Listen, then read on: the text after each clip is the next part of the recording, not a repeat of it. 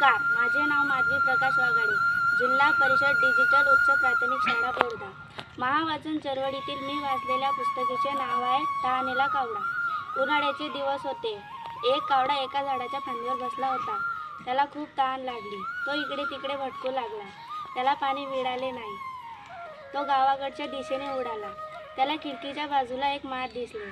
त्याने आजूबाजूचे दगड उचलून त्या माठात टाकले. पाणी वर येऊ लागला. कावड्याने पाणी पिले व उडून गेला. या गोष्टीतून मला समजले की शक्तीपेक्षा युक्ती बरी. ह्या पुस्तकाच्या पहिल्या पानावर एक कावडा माठात गोटे टाकून पाणी पीत दिसत आहे. मागच्या पेजावर खूप सारे लेखक देऊन आहेत. तुम्ही ही पुस्तक वाचा. ही खूप सुंदर आहे. जय हिंद, जय भारत.